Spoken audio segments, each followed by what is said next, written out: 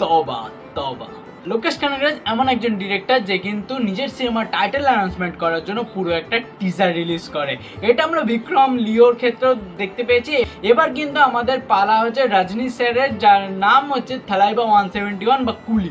এই টিজারটি নিয়ে আমি 5টা পয়েন্ট বলবো। তার মধ্যে 5 নম্বরটা থেকে আনশিওর ইনফরমেশন রয়েছে, যেটা কিন্তু একটা টুইস্ট হিসেবে কাজ করতে পারে। তো hey guys, this is my analog video. তো প্রথমত বলে রাখি লোকেশ কানাগরাজের মুভি স্টাইলাইজেশন। লোকেশ কানাগরাজ কিন্তু নিজের মুভিতে একটা নিজের প্যাশন ফলো করে বা একটা স্ট্র্যাটেজি ইউজ করে। তার সিনেমা দেখলে তুমি বুঝতে পারবে এটা তারই সিনেমা।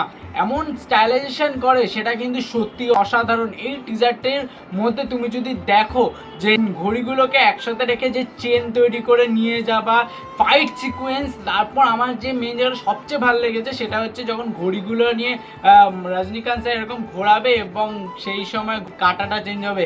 এই জায়গাটা যা বেস্ট লেগেছে ভাই, যেভাবে শ্যুট করা। এছাড়াও যখন রজনী স্যার বসে থাকবে, পেছনে সব সিসিটিভি ক্যামেরাগুলো অন হবে এবং স্টার্ট করে ক্লোজ আপটা নেবে না, জাস্ট অসাধারণ দেখতে লাগে। এটাই হচ্ছে লোকেশ কানাগরাজের নিজের সিগনেচার। যে তামিল সিনেমা বা সাউথ ইন্ডাস্ট্রি সিনেমা কিন্তু একটা সত্যি ভারতবর্ষের জন্য একদম গর্ব করার মতো সিনেমা ইন্ডাস্ট্রি, যেটা কিন্তু সত্যি বর্তমান সময় দাঁড়িয়ে তারাই কিন্তু বেশিরভাগ হালটা ধরেছে। তো দ্বিতীয় পয়েন্ট হচ্ছে কালার গ্রেডিং। এই টিজারটা মারাত্মক রাখা হয়েছে। গোল্ড জিনিসগুলো মানে শুধু সোনা স্মাগলিং জায়গাগুলো পুরো গোল্ডেন। রজনীকান্ত স্যার এন্ট্রি নিচ্ছে তখন কিন্তু তার চশমার ফ্রেমে যে গোল্ডেন লাইনটা আছে সেটা পর্যন্ত কিন্তু গোল্ডেন রাখা হয়েছে এবং সেটা দেখতে খুব ভালো লাগছে।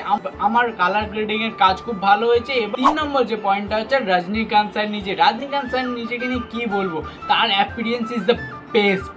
সুপার কাজ করেছে। এবং হিন্দি টিজারটা যে দেখেছে, সেই লাস্ট সিনে যখন সে সিটিটা বাজাবে, ভাই মারাত্মক শুনতে লাগছে। তো 4 নম্বর পয়েন্ট হচ্ছে আনিরুদ্ধ মিউজিক। ভাই ছেলেটাকে ভাই মেনে যাচ্ছে ভাই, আমার জাস্ট কিছু বলার নেই ভাই। যখন টিজারটা শুরু হবে ব্যাকগ্রাউন্ড মিউজিকটা খেয়াল করবে, তোমার গুপজমস দেবে। এছাড়াও যখন ওই মারবে এবং পেছন থেকে বক্সের বিটগুলো বাজবে, ওটা তো অসাধারণ কাজ করেছে। অনিরুদ্ধ মিউজিক একটা আনবিলিভেবল কাজ করে ভাই।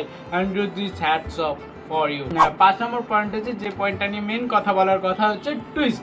এখানে একটি রোলে কিন্তু নাগার্জুনকে ঢোকানোর কথা চলছে, যেটি কিন্তু একটা পুলিশ ইন্সপেক্টরের রোল হতে পারে এবং একটা বড় মাপের কিছু রোল হতে পারে, যেটা কিন্তু দেখার খুব এক্সাইটেড রয়েছে। এটা কিন্তু আনফর্চুনেটলি এখনো পর্যন্ত কোনো সিওরিটি নেই। এই কাজটা কোলাবরেশনটা দেখার মতো হবে, জাস্ট ব্লাস্ট করে যাবে। এই ছিল আমার রিয়াকশন। তো ভিডিওটি ভালো লাগলে লাইক করো, কমেন্ট করো, শেয়ার করো, সাবস্ক্রাইব করো, বেল আইকনটা দাবিয়ে দাও।